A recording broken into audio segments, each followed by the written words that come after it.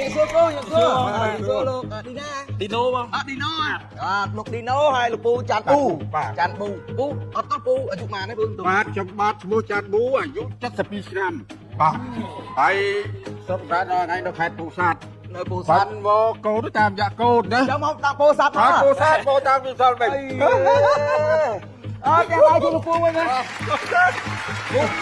Cái sao pu thì một cái còn sao pu nè. Chặt pi à? បាទ Chặt pi á pu à? 72 Muộn rồi. កម្លាំងនៅមើលមិនដល់ខ្សោយដែរ Sao đây? Ba. Đây, sao đây? Đây cho bố. ដៃវាឈឺក្រា Chứ là mà tay pu ai càng nghi bán បា đấy. ទធម្មតា Ấy cũng có bán thôi, có bán đâu rồi. បានធ្វើបានទាំងអស់ Buông rồi đó. Cái gì vẫn gì mà mưa yên yên á. ឥឡូវខ្ញុំនៅពោះម៉ាយតា À chắc à. ហើយខ្ញុំបានលុយហ្នឹង Giờ thấy ấy bố. ចង់រកមួយដែរ Ôm ơi. À lấy chứ. Có tha thử chứ, lấy xua khang lục đi nôi. Côn thổ mắt vào sân này pu còn trong hổ bùi là. ដល់មើលមិនបានដល់ទួកូន កូនអត់មានដាក់ទាស់តែគាត់អត់ព្រមយក Đây còn thắt chăm ăn thôi nhầm hả? Lôi ra. Pu mơ mà trú. Lấy pu mơ mà trú thế này mà mơ to là mơ ai bên chặt lan đấy mà. មើលពេញចិត្តច្រើនដែរមិនទាន់ប្រាច់ទេ Dắt sạch mà. Đó. Pu mình thong đá chặt pi nó trong hổ đi. ប្រុសនៅម្លាំងមើល Dạ. À, con thấy sầm rạp ở lúc đi đó có sầm ngay thế này đấy. នៅក្រុមហ៊ុនឯកជន Ai xuân phải ấy lúc đi đó. ខ្ញុំតែទីផ្សារ Này tìm xa. Nó khơi mấy ban chơi bốc màu lên cho môi nó không cam thì phi ở đi. នេះជាបំណងប្រាថ្នាបងប៉ាខ្ញុំគាត់យូរហើយតែគាត់ចង់មកចូលកម្មវិធីហ្នឹង Ồ. អញ្ចឹងខ្ញុំក៏សម្រេចចិត្តដាក់ពាក្យចូលមកកម្មវិធីហង HDTV ដើម្បីមានឱកាសជួបគាត់ Trong châu vui mà ច này. ង់ចូលរួមចង់បានលុយទេ Chăng à? Ôi da mình còn ra. Hay đâu post nó ti room khai nó sọc បាននៅទីរួមខេត្ត nơi ti room khai nào bố đó. បាទ Ok chắc cô nó miếng dẹp đó. Nhắc từ hộ mui hai bàn. មួយហើយដល់លុយមកកូនបង្កើតអាជីវកម្មហ្នឹងឲ្យធំរីកចម្រើនណា Và ដើម្បីចាស់ទៅមកខ្ញុំរកមួយវាជួយចាំផងអញ្ចឹងហ៎ឲ្យកូនប្រឹងរកឲ្យសង្ឃឹមលុយហ្នឹង cũng chặt phí là hộ muối tao. Và chẳng có bao sao pas pas không lấy mới pas sao.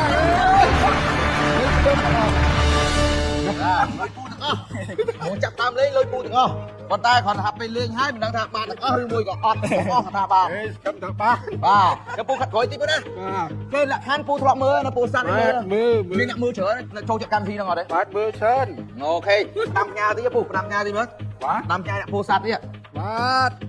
សូមប្រាប់ចៅអ្នកខេត្តពោធិ៍សាត់ទាំងអស់ខ្ញុំច័ន្ទបូណាហើយសូមថាជួយគ្រប់គ្រងខ្ញុំហ្នឹងហើយធ្វើម៉េចនៅទស្សនាហ្នឹងផងណាទូទៅអង្គមាសខ្ញុំទៅលើកទី1គោលម្ដងរបស់ខ្ញុំបាទសម្រាប់ហើយ Ok, pu vô bị lạc khan đấy. Lực. Nó được đấy. Nó là pu vô lên nó lạc khan. Rồi chưa đây? Số chấp năm cho to cam thi pi rồi mới lên. Manitro. Bà pu với cam đi bà ប្រាក់ចំនួន200លានរៀលសម្រាប់លេងឬក៏ឆ្លើយនៅក្នុងសំណួរទាំង7សំណួរសម្រាប់ប្រធានបទសំណួរទី1នេះគឺទ្រឹស្ដីក្រុម ទ្រឹស្ដីនឹង ស្ដីនឹងក្រុមបើយើងទ្រឹស្ដីវាអាចមាននៅបរទេសផងនៅខ្មែរផង ស្ដី តែ ក្រុម បាទបើក្រុមអង្គភាពគីមីអីវាច្រើនអញ្ចឹងយើងអាចបង្ហាញ វាស្គាល់ណាជាងរឿងក្រុមហើយរឿងទ្រឹស្ដីទ្រឹស្ដីគឺ បាទ ណា អានេះយកមួយមកសម្រាប់ចិត្តតោះពុត ឥឡូវសម្រាប់តាមកូនទ្រឹស្ដី ទ្រឹស្ដីមិនទ្រឹស្ដីណាបងទ្រឹស្ដីបាទទ្រឹស្ដីបាទឥឡូវនេះឪពុកនឹងកូនជ្រើសរើសយកប្រធានបទទ្រឹស្ដីអញ្ចឹងសូមអ្នកទាំងពីរបាទមើលទៅកាន់ទូចម្លើយអំពើល្អតាមផ្លូវចិត្តបាទអំពើល្អតាមផ្លូវកាយអំពើល្អតាមផ្លូវបញ្ញាអំពើល្អតាមផ្លូវវាចាបាទសិតតែអំពើល្អទាំងអស់បាទសំពូមើលទៅកាន់បាទសំណួរតើទ្រឹស្ដីព្រះពុទ្ធដែលបានចែងថាការមិនបៀតបៀនការមិនប្រទុសរាយដល់អ្នកដទៃគឺជាការធ្វើអ្វីបាទតើអំពើល្អតាមផ្លូវចិត្តអំពើល្អតាមផ្លូវកាយអំពើល្អតាមផ្លូវបញ្ញាអំពើល្អតាមផ្លូវវិជ្ជាចម្លើយមួយណាដែលជាចម្លើយត្រឹមត្រូវសូមគិតវិភាសាសូមសម្ដែងឡ មាន ភាសាណា ផ្លូវការ ហើយតា ណាសា មានការ ទៅរពុតណាធ្វើរពុតណា កាត់ទូเลย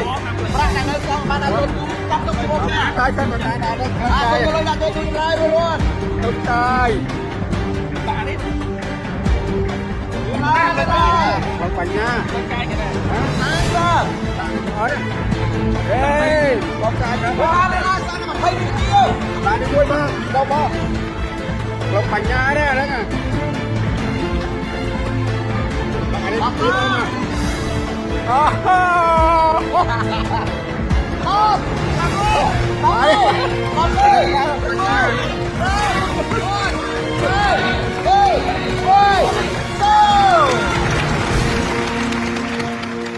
Mày mua hột đô cho hột đau lâu rồi.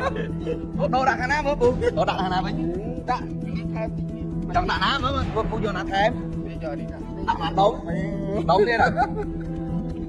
Bạn cho bác. Phu vô đi sầm đua đấy. Cái trong A sầm đua đó. Ta trừ đâyประពុត បាទទ្រឹស្ដីរបស់ព្រះពុទ្ធដែលបានចែងថាការមិនបៀតបៀនការមិនប្រទុស្រាយដល់អ្នកដទៃគឺជាការធ្វើអ្វីការមិនបៀតបៀនពេលណាការមិនបៀតបៀនការមិនប្រទុស្រាយដល់អ្នកដទៃអញ្ចឹងជាការធ្វើអ្វីធ្វើអំពើល្អតាមផ្លូវចិត្តធ្វើអំពើល្អតាមផ្លូវកាយធ្វើអំពើល្អតាមផ្លូវបញ្ញាឬក៏ធ្វើអំពើល្អតាមផ្លូវវិជ្ជា Bạn đè rồi. មកគិតអត់តិចកន្លែងហ្នឹងអត់ប្រមាថឯងពូការមិនបៀតបៀនការមិនប្រទុស្រាយដល់អ្នកដទៃអញ្ចឹងជាការធ្វើអំពើល្អតាមអីគេ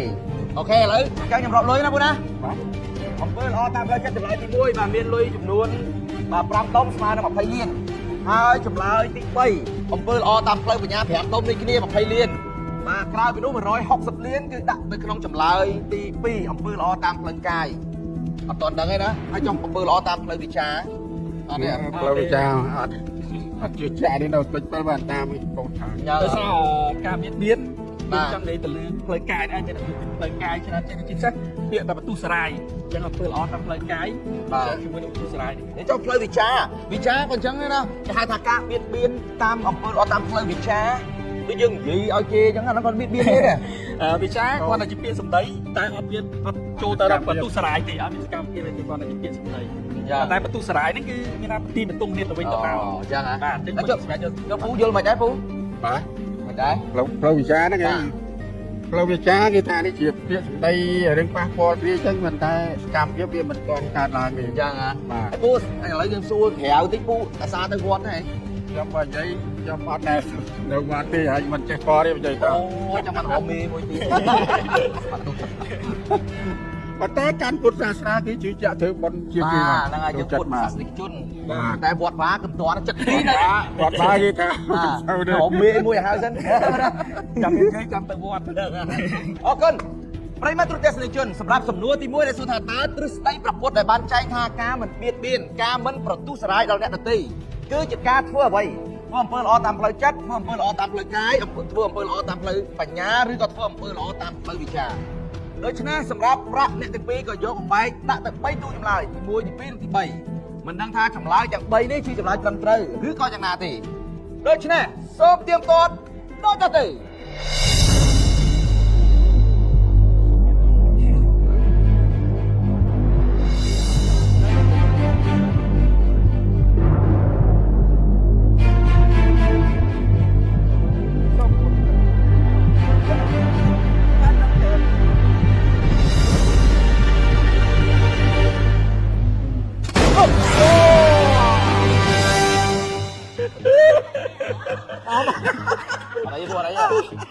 អត់អីពូអត់អី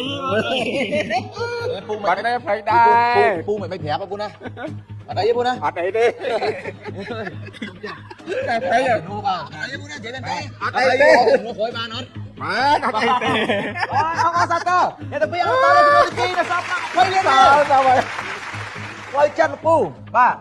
អញ្ចឹងការដែលមិនបៀតបៀនការមិនបន្ទុស្រាយជាមួយនឹងអ្នកដទៃគឺជាការធ្វើអំពើល្អតាមផ្លូវចិត្តកាលណាចិត្តរបស់យើងចង់ធ្វើអំពើល្អមិនចង់ឲ្យប៉ះពាល់អ្នកដទៃឬក៏ចង់បានសុខគឺយើងមិនបៀតបៀនអ្នកដទៃតាមផ្លូវចិត្តផ្លូវកាយហ្នឹងអីហ្នឹងគឺបាទតាមចិត្តរបស់យើងហ្នឹងឯងចេញមកពីចិត្តហេនិយាយយ៉ាងម៉េច Không tha bánh nhà đâu. Điện đi. ណាបញ្ញាទេបញ្ញាបាទមកចិត្តរបស់យើងចង់ធ្វើឥឡូវអញ្ចឹងលពូនៅសល់20លាន20លានច្រើនណាបង$5000ដែរអាចបានទេទៅពោធិ៍សាត់អាចបានស្អីទឹកដល់ពូ Sao đi phá bật. Bật tâm mặt thì nuôi nó sao đấy. Rồi. Bật là chưa chạy. là ngày cho lúc đi nấu mày trái mà phèm con ơi ở bộ thằng ó đi vui mấy chạy đi ไปตู้จุดตัน cô chun pa thằng ó ai pa giờ đằng cuốn mày giờ อันนี้มีแต่มือไทยก่อน ui được bị cà nó cá vui bờ hộ mấy cà cà chỉ về ca mấy mơ mình nè ná mình thằng ca trong phía xa một pu ấy khá mình thơm nó sai nấu rồi sai không một cái dạ đúng rồi nó chắc trong yên vô đây thì mày khoe là vì chặt chặt cái liệp chẳng á mình phải vui đó tôi cha đây ta cho mình hiện đang khác đâu bà những gì thấm xảy á អត់អីមកដោយសារគាត់ពីមុនគាត់ជាប៉ែតអញ្ចឹងគាត់ដឹងខ្លួនឯងទៅថែសុខភាពគាត់មិន หักปลานะพูดเหรอเรื่องหักปลามีหักปลาเนี่ย ខ្ញុំហាត់ប្រាណគឺពលកម្មเขา ពលកម្មអត់ចេតនា ប៉ុន្តែខ្ញុំលើកដែរតាមយើងរៀនពីដើមមក មានពូតាំងគាត់ដូចគាត់ធ្លាប់លើកអាល់តែមែនទេពូ អត់ទេគឺមេងនៅរៀនគឺខ្ញុំលេងបាល់ទាត់ហើយបាល់បាស្កេត អូ ពីរហ្នឹងគឺបាល់ទាត់បាស្កេត បាល់ទាត់បាល់បាស្កេតអូខេតោះឥឡូវយើងជែកប៉ុណ្ណឹងឲ្យព្រោះខ្ញុំធ្វើឲ្យពូមកនេះអូខេហើយពូឥឡូវនេះសូមមើលទៅកាន់ LED ជាបន្តប្រាក់20លានរៀលអញ្ចឹងប្រធានបទសម្រាប់សំណួរទី2នេះគឺមួឧបករណ៍ភ្លេង ឧបករណ៍ភ្លេង បាទសម្លេងមកបាទ ក្របនេះដែលមើលដែរ មួ បាទ ឧបករណ៍ភ្លេង មានត្រូ មើលតាមគូទូហ្នឹងណា បើឈ្មោះអាចច្រើនគុណគេតែច្រើន យកណា បាទតែឧបករណ៍ភ្លេង បាទការមួយ មាន ណា របស់ទេ មក ខ្មែរទេ ពូ អើខ្មែរហើយតបលេងវាបានមើលម្ដងបានទៅបាទតែផ្លេច បាទចឹងសូមងាកវិញឧបករណ៍ងាកទៅនោះបាទបាទហ្នឹងហើយពូឲ្យយកមួយណាលោកពីណូ គុណយកឧបករណ៍ភ្លេង ក្របលេង បាទ អានេះខ្លាចចឹងដែរបាទខ្លាចចឹងដែរ ចឹងអ្នកទាំងពីរជ្រើសរើសយក ឧបករណ៍ភ្លេង ឧបករណ៍ភ្លេងដូច្នេះសូមមើលទៅកាន់ទូចម្លើយ3 2 1 4សំណួរសួរថាតើឧបករណ៍ភ្លេងបុរាណខ្មែរសាដៀវមានខ្សែចំនួនប៉ុន្មាន តែទៀវពីខ្សែ 3 2 1ឬក៏4គិតណា ហើយទៀវ បាទចូលស្នងឡោ ទៀវហ្នឹងឯង ហ្នឹងហើយ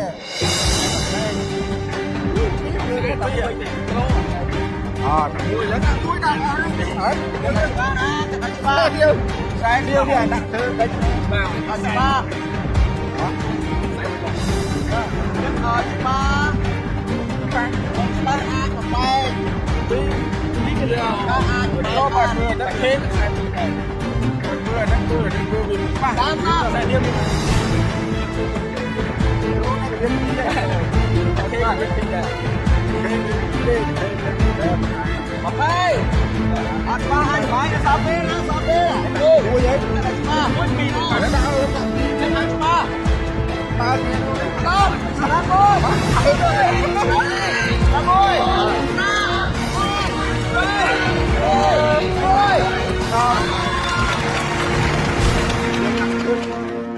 បាទខ្សែដៀវហ្នឹងពូនិយាយត្រូវហើយគឺគេយកឃ្លោកណាឥឡូវស្នូកហ្នឹងគឺឃ្លោកដែលយើងនៅក្នុងរូបភាពរូបគំនូរូបអីដែលលោកតាក្រមងុយបាទលោកតាក្រមងុយគាត់ដេញហ្នឹងគឺខ្សែដៀវហ្នឹងហើយខ្សែដៀវហ្នឹងណាអាចប្រាំងរងអូព្រោះថាបលួចហ្មង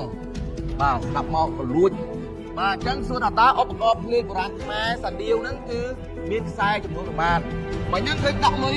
ដល់ទៅទឹកកោះ20លានក្នុងចម្លើយទី3នោះមិនគិតថាចម្លើយហ្នឹងគាត់ ខ្ញុំមើលដូចរៀង70000រាប់មើលគេឃើញតិចហ្នឹងដែរហ្នឹងមិនមួយដូចមួយផឹកពីមិនដឹងបាក់បាត់កូនច្បាស់ជាង បាទលើពីណូមិនដឹងពីណូ ដោយសារសំលេងពេលដេញទៅខ្ញុំធ្លាប់អានបាសច្រើនណាស់ បាទ ខ្សែដៀវមានខ្សែតែមួយជាពិសេសពេលលេងគឺស្នូមានតែ2នៅពេលនៅលើតុងដៃណា បាទស្រូបពីរវាខ្សែ2 2នៅលើតុងដៃតែដល់ពេលអានេះសម្រាប់ខ្ញុំឯងខ្ញុំស្គាល់អញ្ចឹងតែដល់ពួកតាគេគាត់មានសលេងច្រើនដោយសារមានខ្សែទុំខ្សែធំ បាទ បាទដូចពួកទ្រុងតែចឹងដែរ យ៉ាង បាទតែខ្សែដៀវគឺសលេងមកធ្ងន់មានតែខ្សែតែមួយឯងផ្ទាល់ធ្ងន់ហើយប្រើបាទ ជឿជាក់មកហ៎ ជឿជាក់ គូមុនដឹងម៉ានអត់ចំនួនពីចំនួនជឿជាក់ហ្នឹងបឹកទៅហើយ អានេះតាមមួយអញ្ចឹង ពូសង្ស័យរមួយអត់បានទេពូសាលាហ្នឹងចប់ចុះទៅបីខ្សែម៉ាខ្សែ ច្បាយមានខ្សែ2 ហ្នឹងឡំហើយសង្ស័យខ្សែ3ទៅនេះ ច្បាយខ្សែ អីខ្សែ2ទៅពូអត់3ទេអូខេ នេះគឺជាឧបករណ៍ភ្លេងបុរាណខ្មែរជាអត្តសញ្ញាណជាតិរបស់ខ្មែរហើយក៏ជាចំណេះដឹងទូទៅមួយសម្រាប់កូនខ្មែរដែលត្រូវយល់ដឹង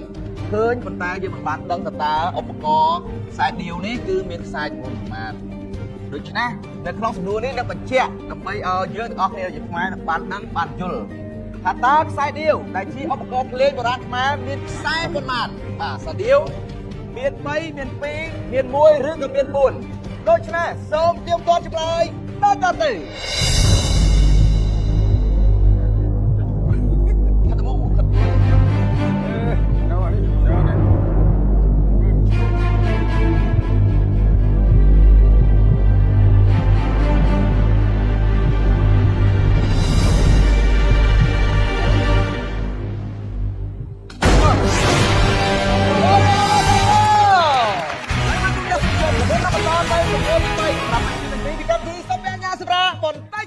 ទៅសំណួរទី3ជាបន្តទៀតសម្រាប់បេក្ខជនទាំងពីររូបដែលជាឪពុកនិងកូននឹងគ្នាសម្រាប់សំណួរទី2អញ្ចឹងអ្នកទាំងពីរបើសិនជាខ្ញុំពូអត់ច្បាស់ដកទៅមកដុំហ្នឹងខ្ញុំបដុំអូយស្ដាយដុំទុកតែឧបករណ៍ខ្សែដៀវហ្នឹងគឺមានតែបាទមួយទេខ្សែដៀវហ្នឹងក្នុងទូអាភោគអាហ្នឹងវាតាំងកូនក្មេងហ្នឹងដាក់ទី1ទី2វាតែវាដូចមកពេលហ្នឹងដូចភ្លេចបាទហ្នឹងក៏មានរៀនហើយតាមសភៅមួយដែលគេសរសេរអំពីឧបករណ៍ភ្លេងបុរាណខ្មែរមានច្រើនមែនតើបាទមើលលេងទៅបាទថ្នាក់ទី1ទី2បាទអរគុណឥឡូវនេះបន្តទៅសំណួរទី3សូមមើលទៅកាន់ LED ប្រាក់16លានរៀលចំណែកឯប្រធានបទសំណួរទី3នេះគឺម៉ាស៊ីនការប្រៀបធៀបម៉ាស៊ីនបាទការប្រៀបធៀបកុំព្យូទ័រម៉ាស៊ីនរឿងម៉ាស៊ីនច្រើនការប្រៀបធៀបតែបើសម្រាប់កូនគិតថាបើម៉ាស៊ីនតែគេចង់សួរពីតើម៉ាស៊ីននេះផលិតពីឆ្នាំណាបាទផលិតខ្លាំងយ៉ាងណាបាទសុំរើសមកបាទតែប្រៀបធៀបវែងបោកទៅឥឡូវបាយយកប្រៀបធៀបបាទចេះអត់ចាយកប្រៀបធៀបដល់ឲ្យកូនទៅយកអីបាទយកខ្លាំងអីអើកូនឯងចេះច្រើនជាងគេយកការប្រៀបធៀបការប្រៀបធៀបទៅហ្នឹងវានេះបាទអញ្ចឹងបាទឥឡូវនេះអ្នកទាំងពីរជ្រើសរើសយកប្រធានបទការប្រៀបធៀបសូមបន្តមើលទៅកាន់ទូចម្លើយស្រទាប់ A ស្រទាប់ B ស្រទាប់ O ស្រទាប់ C បាទសូមមើលទៅកាន់សំណួរក្នុងចំណោមស្រទាប់ដីទាំង4ប្រភេទនេះតើស្រទាប់មួយណានៅរាក់ជាងគេស្រទាប់ A ស្រទាប់ B ស្រទាប់ O ឬមួយក៏ស្រទាប់ C ពីស្រទាប់ដីណាស្រទាប់ដីអាហ្នឹងធ្លាប់ដូច្នេះសូមសំណាងឡើយធ្លាប់នេះម្ដងមើលម្ដងមិនទៀតណាធ្លាប់ទៀតស្ទប់ស្ទប់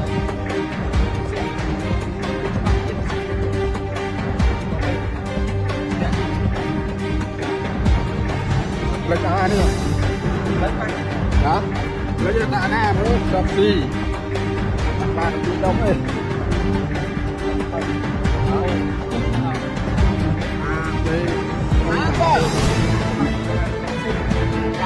បាយច្រើនបាយច្រើនដល់ទៅ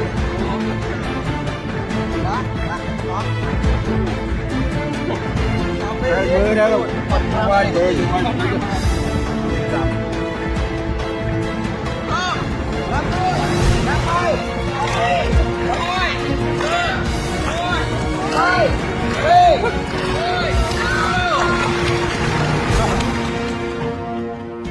បាទ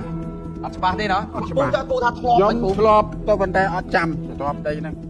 បានមើលដែរបានមើលទ្រុះរៀនហើយយូរហើយបាទខ្ញុំដឹងស្ទាប់ដីក្រោមពីអាចដីមកមានចលៀនតែដីគេអាក្រោមគេគាត់គេចូលមកដីមានស្ទាប់ណាវា បាទដីមានស្ថានស្ទាប់ដីរបស់គេមួយគេចែកផ្នែកអញ្ចឹងមកបាទយើងអត់ដឹងទេយើងអត់ផងអ្នកជាសាសអ្នកអីចឹងគេសិក្សាពីផែនដីអីចឹងទៅវិទ្យាអញ្ចឹងទៅរុក្ខជាតិអីចឹងណាបាទធ្លាប់មើលបានវាចាំចុះនេះស្ទាប់ស៊ីនេះមិនបានយល់កូនក៏ខ្ញុំធ្លាប់មើលសភៅប្រហែលប៉ុន្តែខ្ញុំអត់ទេប៉ុន្តែបើច្បាស់ពីអត់តែអីខ្ញុំដល់តាមដល់អាកយបាទដល់ទៅពីអសនេះផ្លូវកាត់នេះខ្ញុំប្រហែលស្ទាប់ស៊ីច្រើនគេគឺថាស្ទាប់តើទីអីរាក់គេបាទនេះមិនស្ទាប់ទៀតទេណាស្ទាប់រាក់បាននៅលើស្ទាប់រាក់ហ្នឹងមានន័យថានៅលើបាទនៅលើទេបើ A គេថា A វាច្រើនគេដាក់ A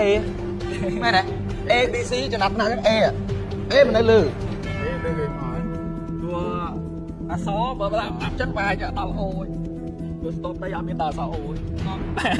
បាទអូខេតោះ បាទ ឥឡូវនេះសម្រាប់អ្នកទាំងពីរបាទពូហើយនិងកូនប្រុសបានយកលុយប្រហែលដល់3ទូហើយ ទូ បាទទូទី1ស្ទប់ A អត់មានលុយទេទូទី2ស្ទប់ B 4លានទូទី3ស្ទប់ O 4លានទូទី4ស្ទប់ C 8លានប្រិមត្តទូរទស្សនិកជនតើក្នុងចំណោមស្ទប់ដីទាំង4ប្រភេទនេះតើស្ទប់មួយណាដែលនៅរាក់ជាងគេ អូនេះ សូមទៀមទាត់ចម្លើយទាំងអស់គ្នា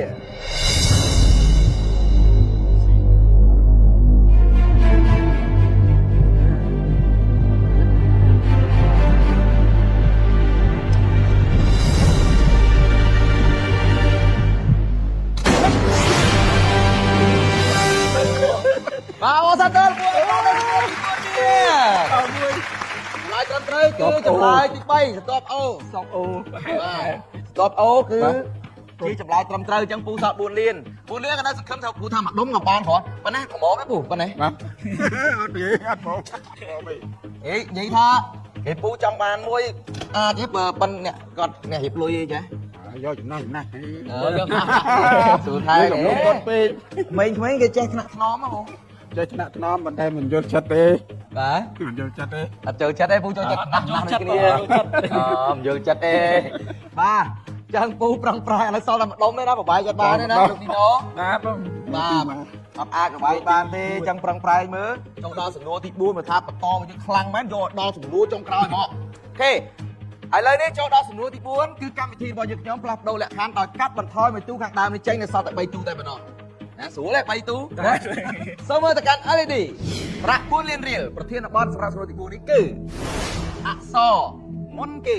ប្រធានបទតកតងនឹងអក្សរប្រធានបទតកតងមុនគេអ្វីដែលមុនគេអាចជាតកតងរបស់វត្ថុមនុស្សសត្វអីចឹងទៅ សយកស អសអសបរទេសនិងអសខ្មែរហ្នឹងមកមានមុនគេស្អីដែលកើតមុនគេ អូរឿងនេះស្អីប៉ុន្តែ បាទ សទៅគេមុនគេ យកមុនគេ សុំមុនគេយកមុនគេដល់ពូជ្រើសរើស កុំឲ្យយកឲ្យគេ កូនយកបាទប្រធានបទមុនគេសូមមើលទៅកាន់ទូចម្លើយទាំង3ស៊ីមែនអាកតែល ម៉ូតូដុល្លារ ម៉ូតូរ៉ូឡាអត់ទេពូធ្លាប់លឺហ៎ណាលោកញោមស្គាល់ហ៎ ស្គាល់ ណា ចាំទៅខាទេ មែនអាកតែលម៉ូតូរ៉ូឡា មុន សុំ គេ សួរថាតើក្រុមហ៊ុនទូរស័ព្ទដៃមួយណាដែលផលិតទូរស័ព្ទដៃមុនគេបំផុតស្រួលណាស់ស៊ីមែនអាកតែលម៉ូតូរ៉ូឡាក្នុងចំណោម3ហ្នឹងគិតមើលសួរស្នាងឡ មុនគេ ស៊ីបានមុនគេ គេតែច្បាស់ណាស់ចា៎ គេ អត់ទេអត់ទេជាមុនគេបង ដល់តាមវា បានការសាំង សម្រាប់គិតមុនគេណាមុនគេ មុនគេ មុនគេអត់សាប់ មិនជួយមុនគេ ហើយមុនទូរស័ព្ទដៃតែផលិតមុនគេ គេមិនចូលទៅម៉ែមុនវា ផលិតដៃផលិតមុនគេ បានបាទ 30ដល់តែនៅក្នុងកាហ្វេនេះបាទទៅទៅអត់ទៅទៅអត់បានបាយអានេះទៅទៅទៅសាប់នេះទៅទៅមកទៅទៅទៅ រត់ខាទេ ត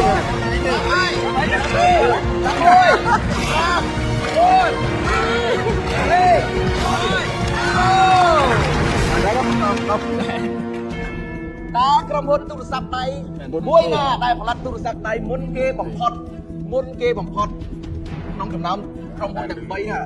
Siemens Alcatel Motorola បាទពូ គាត់ខាងលឺជាងគេមាននេះ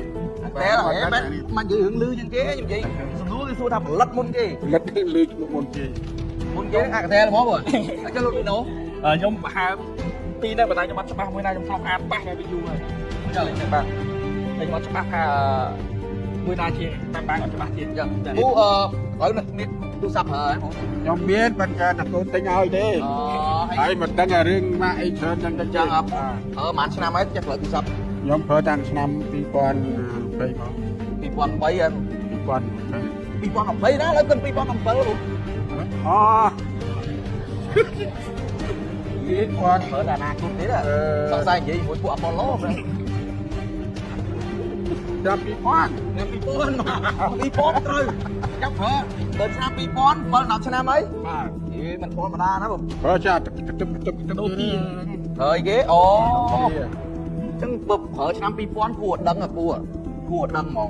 បើមានអាម៉ាក់មួយហ្នឹងបានមួយហ្នឹង ចូលលោកឌីណូមកតាំងពីឆ្នាំណា ខ្ញុំ2005 2006នេះ ចឹងហ៎បាទដូច្នេះសម្រាប់ចម្លើយដែលអ្នកទាំងពីរបានសម្រេចចិត្តយកលុយដាក់ចូលគឺចម្លើយទី2ឆ្លើយថា Alcatel ដែលគាត់គិតថាក្រុមហ៊ុន Alcatel គឺជាក្រុមហ៊ុនដែលផលិតទូរស័ព្ទដៃមុនគេបំផុតក្នុងចំណោមក្រុមហ៊ុនទាំង3មានក្រុមហ៊ុន Siemens Alcatel Motorola បាទសូមបើកខាងមុខមកដូច្នេះថាតើក្នុងចំណោមក្រុមហ៊ុនទាំង3ក្រុមហ៊ុនទូរស័ព្ទដៃមួយណាដែលផលិតទូរស័ព្ទដៃមុនគេបំផុតសូមទៀងទាត់ចម្លើយដូចតទៅបាទ បាទហើយ